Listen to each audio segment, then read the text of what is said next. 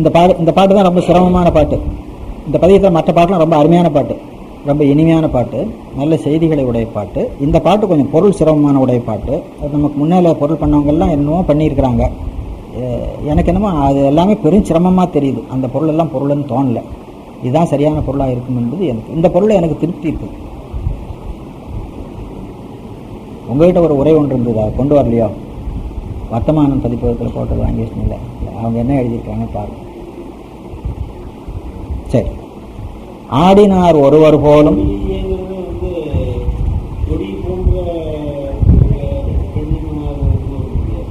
அங்கே யாரை விழிக்கிறாங்களோ அதை வச்சு தானே அந்த கொடியை கொண்டு வரணும். சேவடியாய் அப்படின்னு சொன்னால் சேவடியை உடையவளேன்னு சொல்லணும் இல்லைங்களா? அந்த ஒருத்தினுடைய சேவடி இவருக்கு குஞ்சு பூவாய் நின்றது என்று அர்த்தம் பண்ண முடியுமோ? இல்லையே, கொடியை, அது ஐ வந்து முன்னிலை.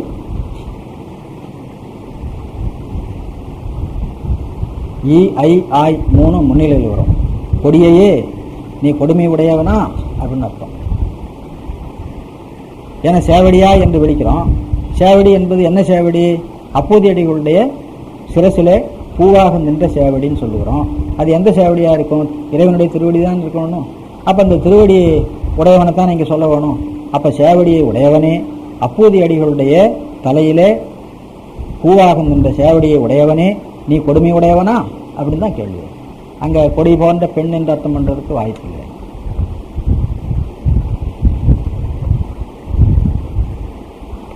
அடுத்த பாட்டு 4வது திருமுறைங்க, திருநேரிசை. ஆடினார் ஒருவர் போலும் அலர் கமழ் குழலினாலை கூடினார் ஒருவர் போலும். அலர் கமழ் குழலினாள் என்பது உமையம்மையை. கூடினார் ஒருவர் போலும் குளிர்புனல் வளைந்த திங்கள் சூடினார் ஒருவர் போலும். தூயனன் மறைகள் 4 பாடினார் ஒருவர் போலும். பழனத்தின் பரமனாரே.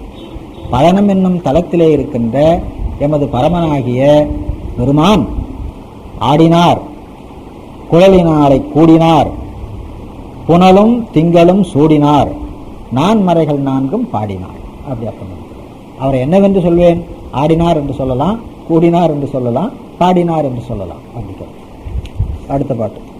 போவதோர் நெறியுமானார் புரிசடை புனிதனார், நான் வேவதோர் வினையிற்பட்டு வெம்மைதான் விடவுங்கில்லேன், கூவல் தான் அவர்கள் கேளார், குணமிலா ஐவர் செய்யும் பாவமே தீர நின்றார் பழனத்தின் பரமனாரே. இந்த பாட்டு ரொம்ப அருமையான பாட்டுங்க, ஞாபகம் வைத்துக் கொள்ளுங்க.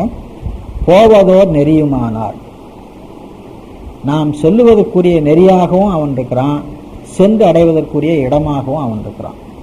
செல்லுவதற்குரிய நெறியாக அவன் இருக்கிறான்னா என்னன்னு கேட்டால், செல்லுவதற்குரிய நெறியை காட்டுவது சாஸ்திரங்கள். சாஸ்திரங்கள் எல்லாம் வாக்கு வடிவத்தில் இருக்கிறது. அது சுத்தமாயா காரியம்.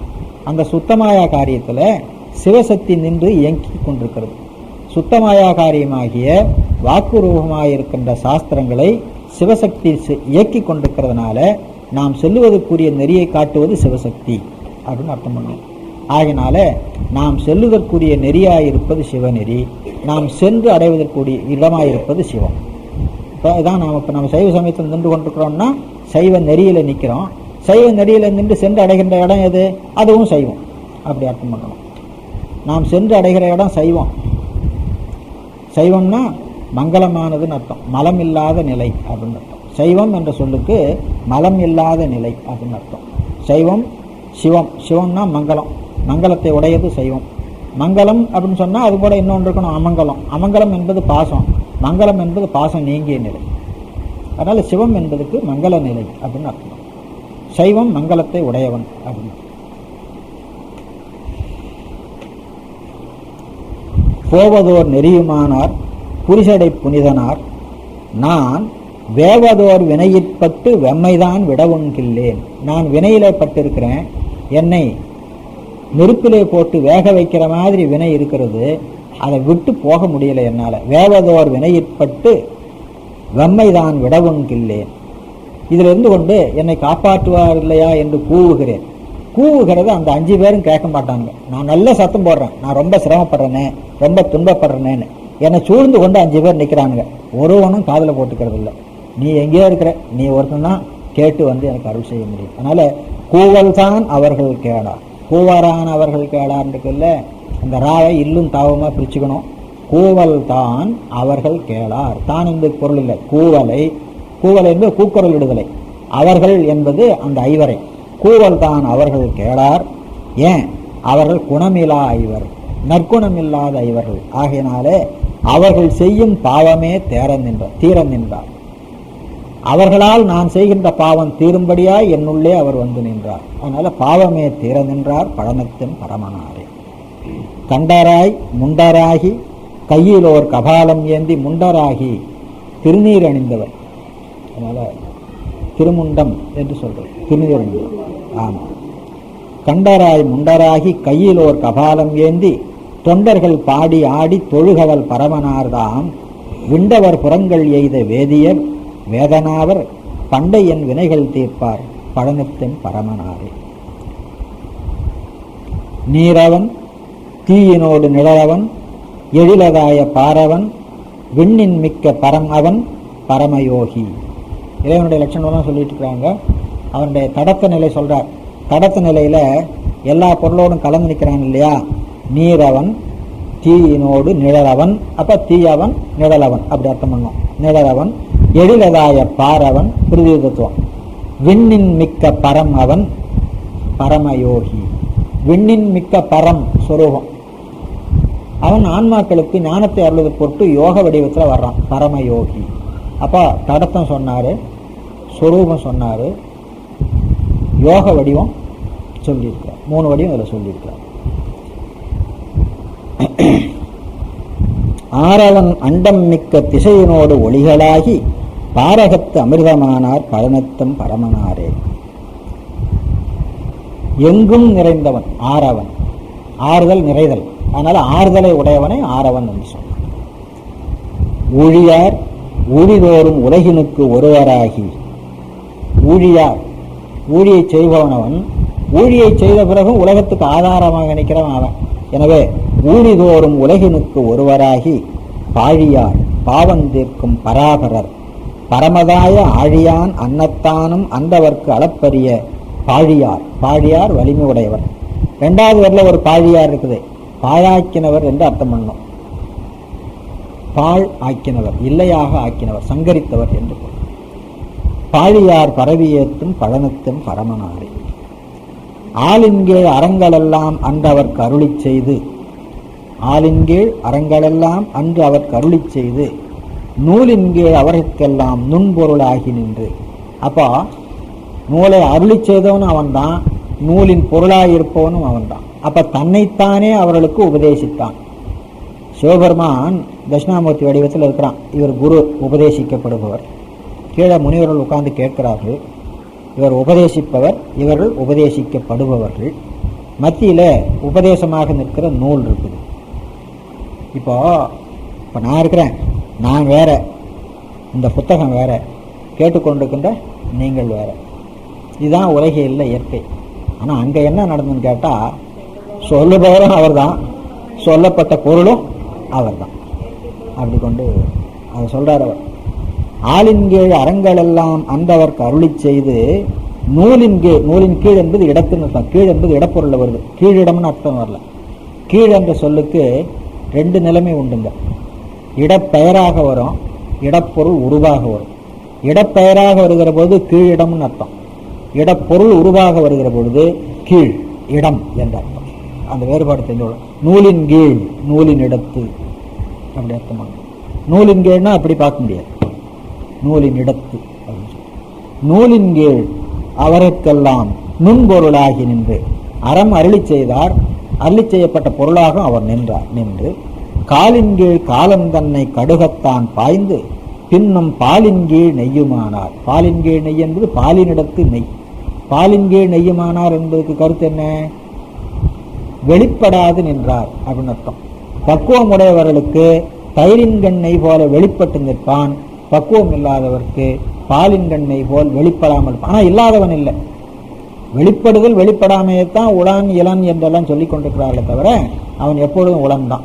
அந்த பாட்டு இருக்கு பாருங்க, மாசில் வீணையும் மாலை மதியமும் வீசு தென்றலும் வேங்கிட வேணிலும், அது அந்த பாட்டு இல்லைங்க. விரைகில் தீயின், அதான் விரைகில் தீயின் அந்த பாட்டு சொல்லி இருக்கிறேன்ல. விரைகில் தீயினன்னு படிக்கப்படாது. விரைகில் தீயின் நல் பாலில் படு நெய் போல் மறைய நின்றுளான். நல் பாலில் படு நெய் போல் என்று இங்க ஒரு ஓமம் இருக்கு பாருங்க, அது போல அங்க ஒரு ஓமம் வரணும். விரைகில் தீயினன்னு வச்சுட்டீங்கன்னா ஓமம் வராது. விரைகில் தீயின், விரைகிலே தீ போல. அப்புறம் அந்த தீயினன்ங்கிறது அந்த நன்னை வந்து இங்க பாலில் சேர்க்கணும். நன் பாலில் படு நெய் போல் மறைய நின்றுளான். விரைகில் தீயின் மறைய நின்றுளான், பாலில் படு நெய் போல் மறைய நின்றுளான். மறைய நின்றுளான் என்பதுக்கு 2 ஓமை. 3வது ஓமையா சொல்லாம அதுதான் உடம்போட குணத்தில் மாமணி சோதியான். மாமணி சோதியான்னா மணியின் கண் சோதி போல் மறைந்த நூல். இப்போ விரைகில் தீ போல் மறைந்துள்ளான், பாலில் நெய் போல் மறைந்துள்ளான், மணியிற் சோதி போல் மறைந்துள்ளான். விரைகில் தீ போல் என்று ஓமை எடுத்து சொல்லப்பட்டிருக்கிறது. பாலில் நெய் போல் என்று ஓமை எடுத்து சொல்லப்பட்டிருக்கிறது. மணியிற் சோதி போல் என்ற ஓமை எடுத்து சொல்லப்படவில்லை. மாமணி சோதியான் என்று அவனுக்கு அடைமொழியா வச்சிருக்கார். அப்ப மணியின்கண் சோதி போல மறைந்துள்ளவன் என்று எடுத்துக்கொள்ள வேண்டும். இந்த மாதிரி சொல்லுவதற்கு உடம்போடு குணத்தல் பேர். உடம்போடு குணத்தல்னா தான் சொல்லுகின்ற பொழுது சில விசேடங்களை அடைமொழிகளை கொடுத்து சொல்லி அதனாலே ஒரு விதியை பெற வைப்பது. அப்படி சொல்றதுக்கு உடம்போடு குணத்தல். தனி விதியா சொல்லாம அந்த விதியை தன்னுடைய ஆட்சியிலே வைத்து காட்டி விடுவது. ஆட்சியில வைத்து காட்டி விடுகின்றது காரணமாக அந்த விதியை பெற வைப்பது. அதுக்கு உடம்போடு குணத்தல் அப்படின்னு பேர். 3 ஓமை இருக்குது. அதனால விரைகில் தீயினன் என்று அந்த பாட்டை படிக்கப்படாது. விரைகில் தீயின் நன் பாலில் படுனை போல். நிறைய பேர் தீயினன் தான் எழுதுவாங்க, அது சரியில்லை. அதுல இந்த பாலில் படுனை போல் என்பது இங்கே எடுத்து சொல்லியிருக்க. பாலின் கீழ் நெய்யுமானார் பாலினிடத்து நெய். இங்கேயும் கீழ் என்பதுக்கு இடப்பொருள் உருவாக அர்த்தம் பண்ண வேண்டும். பாலின் கீழ் நெய்யுமானார் பழனத்தன் பரமனாரே. ஆதித்தன், அங்கி, சோமன், சந்திரனுக்கு சோமன் பேர். சிவபெருமான பாடுவாங்க, அரைச்சோமன் தலையில் கட்டி. அரைச்சோமன் தலையில் கட்டினா இடுப்புல கட்ட வேண்டிய வேட்டியை தலையில சுத்திக்கிட்டான்னு ஒரு பொருள். அப்புறம் அவனுக்கு முழு வேட்டி இல்லை, அரை வேட்டி தான், கிழிஞ்சு போன வேட்டி தான் கட்டிட்டு இருக்கிறான்னு அர்த்தம். அரைச்சோமன் என்பது இந்த பிறைச்சந்திரனுக்கு பேர். அதனால அரைச்சோமன் தலையில் கட்டி அப்படின்னு சொல்லி பாடுவாங்க. அது மாதிரி சோமன் அயனோடு மால் புதனும் போதித்து நின்று உலகில் போற்றிசைத்தார் இவர்கள். சோதித்தார் ஏழுலகும் சோதியுள் சோதியாகி பாதிப்பெண் உருவமானார் பழனத்தின் பரமனாரே. இதுல நாமெல்லாம் இந்த கிரகங்களிடத்துல போய் வேண்டிட்டு இருக்கிறோம் இல்லைங்களா, அவங்கெல்லாம் என்ன பண்ணிட்டு இருக்கிறாங்கன்னு இதுல சொல்றார். அவங்கெல்லாம் அவனை வேண்டிட்டு நிற்கிறாங்க. அவங்களே அவனை வேண்டிட்டு இருக்காங்கன்னா அவங்களே என்ன பிரயோஜனம்? நாம நேரம் அங்கேயே போயிட வேண்டியது தானே. அதை சொல்றாரு இதுல. ஆதித்தன், அங்கி, சோமன், அயனோடு மால் புதனும். இந்த கிரகங்களின் வரிசையில் தான் இந்த 2 பேரையும் கொண்டு வந்து வச்சிருக்கிறார். அப்ப இதுகளுக்கு இருக்கிற மதிப்பு தான் அவங்க 2 பேருக்கும். போதித்து நின்று உலகில் போற்றி செய்தார் இவர்கள். உலகில் போற்றி செய்தார், போற்றி செய்தார் வழிபட்டார். எப்படி? போதித்து நின்று. போதித்து நின்றுனா நீங்கள் வழிபடக்கூடியவர்களும் இவனைத்தான், எங்களை வழிபட வேண்டாம்னு போதிக்கிறாங்க. அவங்க போதிச்சும் கூட நமக்கு எட்டல. போதித்து நின்று உலகில் போற்றி செய்தார். போதித்து நின்று, போதித்துனா கற்பித்து நின்று. அவங்க என்ன கற்பித்தார்கள்? ஆதித்தன் என்ன கற்பித்தான், அங்கி என்ன கற்பித்தான், சோமன் என்ன கற்பித்தான்? ஒண்ணுமில்ல, இவங்க போற்றி செய்தார்கள் அல்லவா. இது நமக்கு கற்பனை. இவர்களே இங்கே வந்து இவர் சிவபெருமானை வழிபடுவார் என்றால் நாம் எவர்களை போய் வழிபடுவானே? நாம் பழனத்தின் பரமனையே வழிபடலாமே அப்படின்னு அவங்க நமக்கு கற்றுக் கொடுத்திருக்கிறார்கள். அந்த பாட்டு முக்கியமா ஞாபகம் வைத்துக் கொள்ள வேணுங்க. போதித்து நின்று உலகில் போற்றி செய்தார் இவர்கள். சோதித்தார் ஏழுலகும் சோதியுள் சோதியாகி பாதிப்பெண் உருவமானார். ஏழுலகும் சோதித்தாராய் சோதியுள் சோதியாய் பாதிப்பெண் உருவமும் ஆனார். யாரு? பழனத்தன் பரமனார். கால்தனால் காலற்காய்ந்து, காற்றனால் காலற்காய்ந்து இருக்குத. கால் தன்னால், கால் தன்னால் என்பது காற்றனால் வராதுங்க, இங்க பாட்டுக்காக வந்திருக்குது. காலினால் தான் வரணும், அல்லது கால் தன்னால் காரன்னால் அப்படின்னு வரணும். காற்றன்னால் வரக்கூடாது, வந்திருக்குது, செய்யுளுக்காக வந்திருக்குது. காற்றனால் காலற்காய்ந்து காரூரி போர்த்த ஈசர் தோற்றனார் கடலுள் நஞ்சை தோடுடை காதர் சோதி ஏற்றினார் இளவன் திங்கள் இரும்பொழில் சூழ்ந்த காயம் பாற்றினார் வினைகளெல்லாம் பயணத்தும் படைத்தார். கடலுள் நஞ்சை தோற்றனார். கடலுள் நஞ்சை உண்டார்னு தான் இது வரைக்கும் படிச்சிருக்கிறோம். கடலுள் நஞ்சை தோற்றுவித்தார் என்று படிக்கல. கடலுள் நஞ்சை தோற்றுவித்தவரும் இவர் தான், எடுத்து உண்டவரும் இவர் தான். கடலுள் நஞ்சை தோற்றுவித்தவரும் இவர் தான், எடுத்து உண்டவரும் இவர் தான் என்பதற்கு கருத்து என்ன அப்படின்னா, அவனை இன்றி எந்த செயலும் நிகழ்வதில்லை. அவனுடைய நீதிப்படி தான் எல்லா செயலும் நிகழ்கிறது. ஆனால் சில சமயத்தில் நமது அறியாமையை தண்டிப்பதற்காக இதை போல கொடியவற்றையும் அவன் செய்வான். உணர்ந்து வருந்துகிற பொழுது அந்த கொடுமையை நீக்குதலையும் அவன் செய்வான். அதனால தேவர்களும் அசுரர்களும் தங்களுக்கு பலம் வேண்டும் என்பதற்காக அதுக்கு என்ன பண்றதுங்கிறத அவங்களோட ஆராய்ச்சி பண்ணி பார்க்கடலை கடைந்து அமிர்தம் எடுத்து உண்டால் பலம் பெறலாம் அப்படின்னு சொல்லி, இங்க பார்க்கடலை கடைந்து அமிர்தம் எடுத்து உண்ண வேண்டும் என்று போகிற பொழுதே இவங்க என்ன பண்றாங்க, நாம மட்டும்தான் பலம் பெற வேணும், அடுத்தவன் பலம் பெறக்கூடாது. ஆனா கடல் கடைவதற்கு அவனும் வேணும், ஆனா பயன் அனுபவிப்பதற்கு நமக்கு மட்டும்தான் வேணும், அவங்களுக்கு இருக்கக்கூடாது. இந்த அடிப்படையில தான் அவங்க போனாங்க. கதை அப்படித்தான் போகுதுங்க.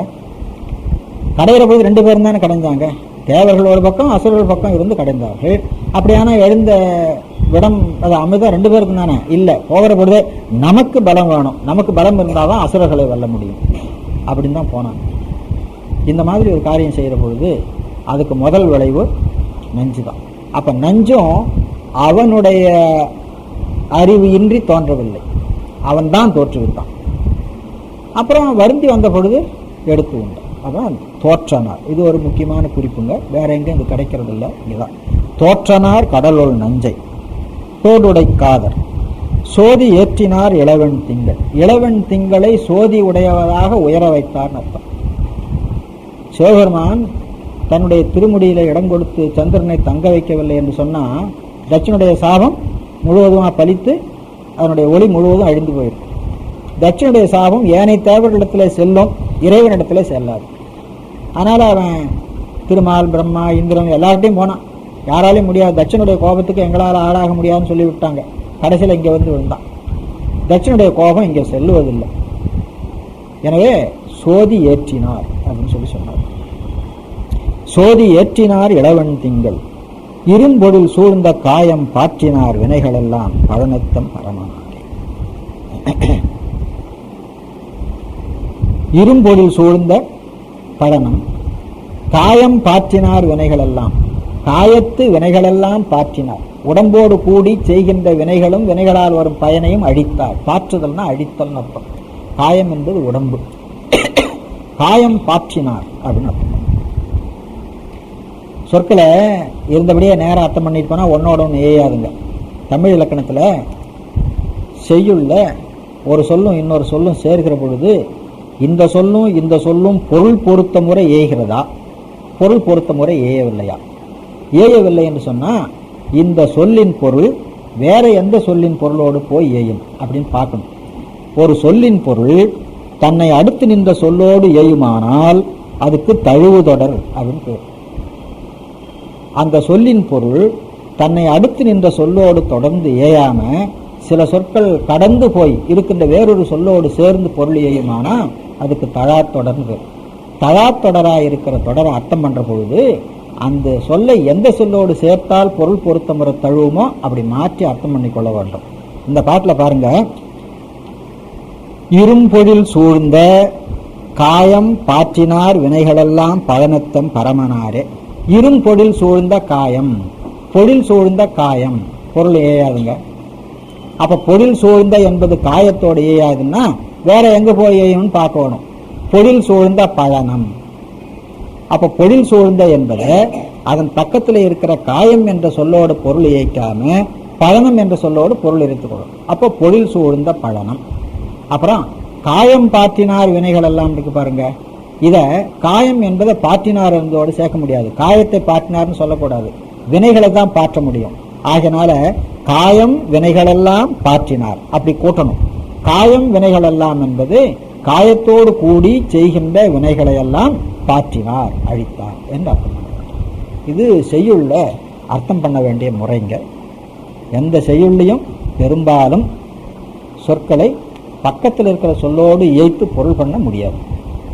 அந்த சொல்லின் பொருள் எங்கே போய் இயைந்து பொருள் பண்ணுமோ அந்த இடத்துக்கு கொண்டு போய் தான் அதை அர்த்தம் பண்ணணும். இது பொருள் பண்ணு அன்வயப்படுத்துதல். சரி, அடுத்த பாட்டுக்கு போகலாம். கண்ணனும் பிரமனோடு காண்கிலராகி வந்தே எண்ணியும் துதித்தும் ஏத்த எரி உருவாகி. கண்ணனும் பிரமனோடு காண முடியவில்லை. காண முடியாதனால என்ன பண்ண, கிடைக்கு போ அப்படின்னு விட்டுட்டு போகல. சரி, முயற்சி பண்ணி காண முடியல, வழிபட்டு காணலாமேன்னு ஒரு புத்தி வந்தது, அதனால வழிபட்டார்கள். எண்ணியும் துதித்தும் ஏத்த எரி உருவாகி நின்று வண்ணனன் மலர்கள் தூவி வாழ்த்துவார் வாழ்த்தி ஏத்த பண்ணுலாம் பாடல் கேட்டார் பழனத்தம் பரமனாய். இப்ப சிவபெருமானுக்கு எதன் மேல ஆசை? பாட்டு கேட்கறது மேல ஆசை, அதுவும் பண்ணோடு கூடிய பாட்டு கேட்கறது மேல ஆசை. அதனால கோயிலுக்கு போனா என்ன பண்ணணும்? நல்ல பண்ணோடு கூடி தேவாரம், அது ஸ்தலத்துக்கு தேவாரம், அல்லது அந்த ஸ்தலத்துக்கு தேவாரம் இல்லைன்னா பொது தேவாரம் எவ்வளவு இருக்குது இல்லையா, அது எங்க வேணாலும் பாடலாமே, அதை பாட வேண்டியதுதான். பண்ணுலாம் பாடல் கேட்டார். அவருக்கு அடியார்களுடைய புகைப்பாடலை கேட்பதில் ரொம்ப ஆசை. அதுக்காக கொஞ்ச நேரம் விளையாட்டும் கூட பண்ணுவார். அப்பர் சுவாமிகள் கதவு திறக்கிறதுக்கு ஏன் என்ன காலந்தாழ்த்துது அப்படின்னா, இன்னும் கொஞ்சம் பாடட்டுமே அப்படிங்கிறதுக்காக. அப்படி ஒரு கருத்து. திருநாவுக்கர சுவாமிகள் பாட்டு, அப்பர் சுவாமி, இந்த சுந்தரமூர் சுவாமிகள் பாட்டில் அவருக்கு ரொம்ப பிரியம். எப்படியோ அவரை புகழ்ந்து பாடிக்கொண்டு போகணும். அதுக்காக சிவபிரகாச சுவாமிகள் ஒரு வேடிக்கை பண்ணார். அவன் ரொம்ப புகழ்ச்சி பிரிய. புகழ்வதுக்கு அவங்ககிட்ட ஏதாவது இருக்குதா அப்படின்னு கேட்டா, புகழ்வதுக்கு காரணம் ஒண்ணுமே இல்லை, எல்லாம் ஒரே அவலட்சணம். அவனை யாரு புகழ்வாங்க அப்படின்னு சொல்ற. அவன் கண்ணு அழகா இருக்குதா, கை தான் அழகா இருக்குதா, ஒண்ணுமே இல்லையே. ஒரு கண்ணு பகல்ல தான் தெரியும், ஒரு கண்ணு ராத்திரில தான் தெரியும், ஒரு கண்ணு விழிக்கவே முடியாது, விழிச்சா எல்லாம் எரிஞ்சு போகும். ஆமா, சந்திரன் சூரியன் அக்னி இந்த மூணு தானே கண்ணு. அதனால கை இருக்க, எந்த கையாவது நேரா இருக்குதா? இல்லை, அதாவது ஒவ்வொரு பக்கம் வளைச்சிக்கிட்டு இருக்கு. நடராஜ பெருமானுடைய வடிவத்தில் பார்த்தீங்கன்னா ஒவ்வொரு பக்கம் வளைச்சிக்கிட்டு இருக்கு. கைகளோ முறிபடும் கைகள். கைகளோ முறிபடும் கைகள்னா முறிஞ்சு போய் கோணமானலா இருக்கிற கைன்னு அர்த்தம். இன்னொரு அர்த்தம் கை மென்மையான கை அப்படின்னு அர்த்தம். முறி என்பதுக்கு தளிர்னு அர்த்தம். சிவபிரகாசாமிகள் மனதில் கருதி கொண்டது மென்மையான கை அப்படிங்கிறது தான். ஆனா அதான் பழிப்பது போல, அப்படியா, பழிப்பது போல புகழ்தல். பார்த்தா கைகளோ முறிபடும் கைகள். அதுல என்ன புகழ்ச்சின்னு கேட்டா மென்மையான கைகள். கண்களோ ஒன்று காலையில் காணும், மாலையில் ஒன்று வயங்கி தோன்றும், பழிப்பின் ஒன்று விழிப்பின் எரியும். ஆயினும் தன்னை நீ புகழ்ந்தெடுத்த பழுதில் செய்யுள் எழுதினன். குற்றமில்லாத செய்யுள் திருவாசகம். திருவிழார் பணத்தில் வழுவில்லாத சொல்மணியினை அப்படிதான் சொல்றார். குற்றமில்லாத சொல் பழுதில் செய்யுள் எழுதினன். அதனால் புகழ்ச்சி விருப்பன் போலும். புகழ்ச்சி விருப்பன் போலும். புகழ்ச்சி விருப்பம்னா அதுக்கு தங்க இருக்க வேண்டாமா? எலும்பெல்லாம் தூக்கி மாலையா அணிந்து கொள்ளுகிறானே, இகழ்ச்சி அறியா என்பு அணிவோர் அப்படின்னு சொல்லி சிவபிரகாசன் பாடினார். சரி, எனவே பண்ணுலாம் பாடல் கேட்டார். தொடர் ஞாபகம் வச்சுக்கணும். திருக்கோவிலுக்கு போனா அந்த ஸ்தலத்து தேவாரத்தை நல்ல இசையோட, நமக்கு எப்படி வருதோ அப்படி, எல்லாருக்கும் இசையோகம் சொல்ல முடியாது இல்லையா, பாடம். குடையுடைய அரக்கன் சென்று குளிர் கைலாய வெற்பின். குடை என்பது அவனுடைய ஆட்சிக்கு அடையாளமாக எடுத்த குடை, வெண்கொற்ற குடைன்னு சொல்றோம்ல அது. குடையுடைய அரக்கன் சென்று குளிர் கைலாய வெற்பின் இடை வெற்பின் இடத்து அப்படின்னு அர்த்தம். மடவரலை அஞ்ச எடுத்தலும் உமை அஞ்சும்படியாய் எடுக்க இறைவன் நோக்கி விடையுடை விகிருதந்தானும் விரலினால் ஊன்றி மீண்டும் படை கொடி அடிகள் கொடுத்தார். படை கொடை அடிகள் போலும், படையை கொடுக்கின்ற அடிகள் போலும் பழனத்தன் பரமனார்.